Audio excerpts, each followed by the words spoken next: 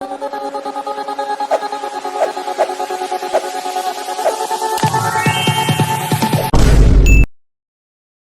Hello நான் உங்கள் PK இந்த சேசோம்.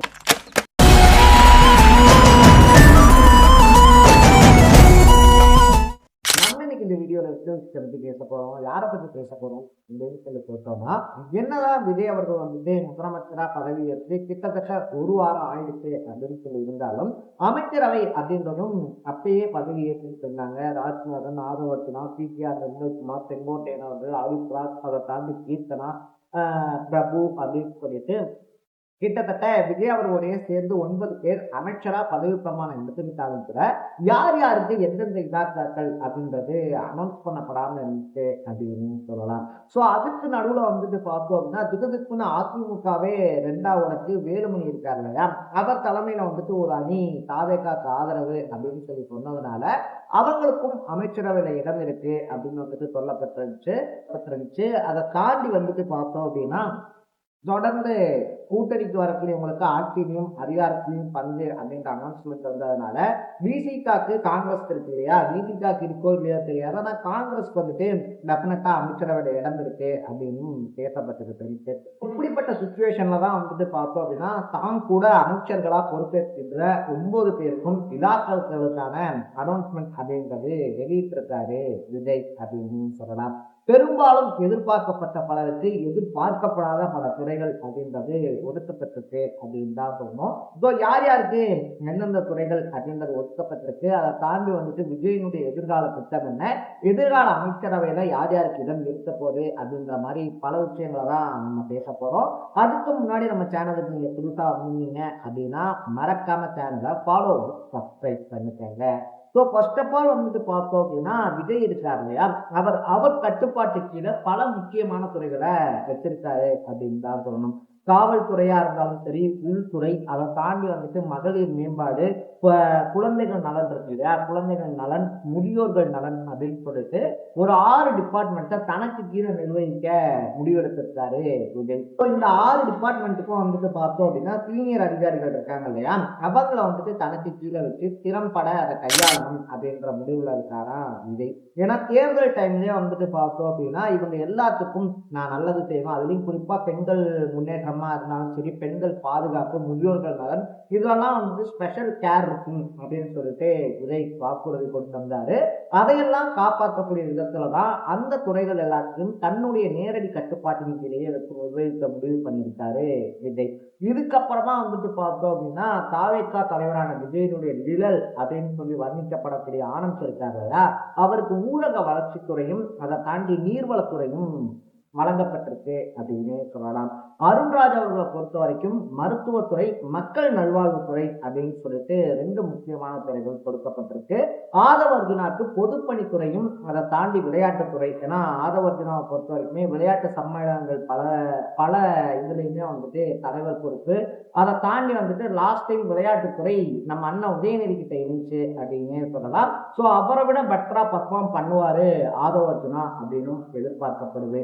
இதை தாண்டி வந்துட்டு பார்த்தோம்னா, செங்கோட்டையன் அவர்கள் இருக்கார் இல்லையா, ஜெயிச்சோடனே அவர் மினிஸ்டர் அப்படின்றதெல்லாம் முடிவு பண்ணப்பட்டிருக்குதான். அதை தாண்டி வந்துட்டு பார்த்தோம்னா அவருக்கு என்ன துறை கொடுக்க போறாங்க அப்படின்னு சொல்லிட்டு எல்லாருமே எதிர்பார்த்தாங்க. எப்படியும் வெயிட்டான துறை கிடைக்கும் அப்படின்னு சொல்லி இருந்தாலும் அது என்ன துறையா இருக்க போகுது அப்படின்றதுல ஒரு சஸ்பென்ஸ் இருந்துகிட்டே இருந்துச்சு. ரொம்ப மிக முக்கியமான துறையான நிதித்துறை செங்கோட்டையன் அவர்களிடம் போயிருக்கு அப்படின்னு சொல்லலாம். வெங்கட்ரமணன் அவர்கள் தான் வந்துட்டு பள்ளி கல்வித்துறை அமைச்சர் ஆக போறாரு அப்படின்னு சொல்லிட்டு பரவலா பேசப்பட்டுக்கிட்டே இருந்துச்சு. பிஎம்சி ஸ்கீம்லாம் இருக்கு இல்லையா, அதெல்லாம் வந்துட்டு லாஸ்ட் கவர்மெண்ட் இருக்கும் போது எப்படியாவது உள்ள கொண்டு வந்துடணும் அப்படின்னு சொல்லிட்டு பிஜேபி போராடிக்கிட்டு இருந்தாங்க. ஸோ வெங்கட்ரமணனை போட்டா அதுக்கான வேலை ஈஸியாகிடும் ஊன்னு சொல்லிட்டு சோசியல் மீடியாஸ்ல பலருமே பேசிக்கிட்டு இருக்கும்போது ஒரு அன்எக்ஸ்பெக்டட் ஒரு விஷயத்த பண்ணியிருக்காரு விஜய் அப்படின்னு சொல்லலாம்.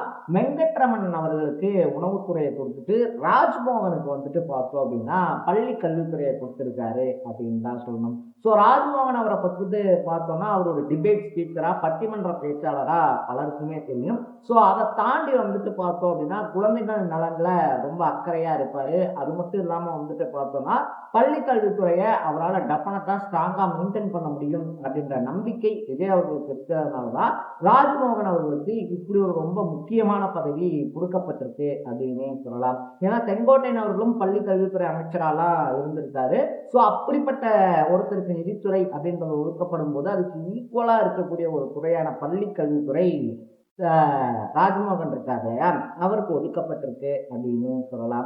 சிடிஆர் நிர்மல்குமார் அவர்களுக்கு வந்துட்டு பார்த்தோம்னா மின்சாரத்துறை, சட்டத்துறை அப்படின்னு சொல்லிட்டு 2 துறைகள் ஒதுக்கப்பட்டிருக்கு. பிரபு, காரைக்குடி பிரபு இருக்காரு இல்லையா, அவருக்கு கனிம வளத்துறையும், கீர்த்தனா அவர்களுக்கு தொழில்துறை அப்படின்னு சொல்லிட்டு முக்கியமான துறைகள் ஒதுக்கப்பட்டிருக்கு அப்படின்னு சொல்லலாம். ஸோ இன்னும் 16 அமைச்சர்கள், அதுலேயும் பல முக்கியமான துறைகள் வேற இருக்கு. அறநிலையத்துறை இருக்கு, பத்திரப்பதிவுத்துறை இருக்கு, அதை தாண்டி வந்துட்டு பார்த்தோம்னா உயர்கல்வித்துறை இருக்கு. இந்த மாதிரி பல முக்கியமான துறைகள் அப்படின்றதெல்லாம் இருக்கிறதுனால அதுக்கு யார் யார் அமைச்சரா நியமிக்கப்பட போறாங்க அப்படின்ற எதிர்பார்ப்பும் இழந்திருக்கு. ஏன்னா முன்னாடியே சொன்ன மாதிரி கூட்டணிக்கு வந்திருக்கக்கூடியவங்க, ஆதரவு கொடுத்திருக்கக்கூடியவங்க, இவங்க எல்லாத்துக்கும் என்னென்ன மாதிரியான துறைகள் ஒதுக்கீடு பண்ணலாம் அப்படின்ற ஆலோசனையும் ரொம்ப ஸ்பீடா போயிட்டு இருக்கு அப்படின்னு சொல்றாங்க. எது எப்படியா இருந்தாலும் மாவட்டத்துக்கு ஒரு அமைச்சர் அப்படின்ற மாதிரி பிளான் பண்ணியிருக்காரா தாவேகாவுடைய தலைவரான விஜய். அதனால வந்துட்டு பார்த்தோம் அப்படின்னா பர்வேஷ் இருக்காரு இல்லையா, பர்வேஷா இருந்தாலும் சரி, பார்த்திபன் அவர்களா இருந்தாலும் சரி, இவங்கெல்லாம் டெஃபினட்டா வந்துட்டு அமைச்சர் பட்டியலில் இருப்பாங்க அப்படின்னும், கோயம்புத்தூர் சைட்ல கோயம்புத்தூருடைய முகமா மாறக்கூடிய அளவுக்கு வந்துட்டு ஒரு பெண் எம்எல்ஏக்கு வாய்ப்பு கொடுக்கப்படும் அப்படின்னு சொல்றாங்க. ஸோ அவங்களும் அமைச்சராகிறதுக்கான வாய்ப்பு இருக்கு. அது சத்யபாமா அவர்களா இல்லை வேற யாரு அப்படின்றதெல்லாம் இன்னும் பேசி முடிவாகல. ஆனா இந்த கொங்கு மண்டலத்துல வந்துட்டு பார்த்தோம்னா தாவேகாவுடைய முகமா ஒரு பெண் இருக்கணும் அப்படின்றத விஜய் விரும்புறதாகவும், ஏன்னா பெண்களுக்கும் சம உரிமை கொடுக்கணும் அப்படின்றதுனால ஆல்ரெடி வட மாவட்டத்துல சார்ந்த கீர்த்தனா இருக்காங்க இல்லையா, அவங்களுக்கு வந்துட்டு தொழில்துறை அப்படின்ற ஒரு முக்கியமான துறை கொடுத்திருக்க மாதிரியே இங்கேயும் வந்துட்டு டெஃபினட்டா ஒரு பெண் அமைச்சர், அதுவும் மிக முக்கியமான துறையில உட்கார வைக்கப்படுவாங்க அப்படின்னு சொல்றாங்க.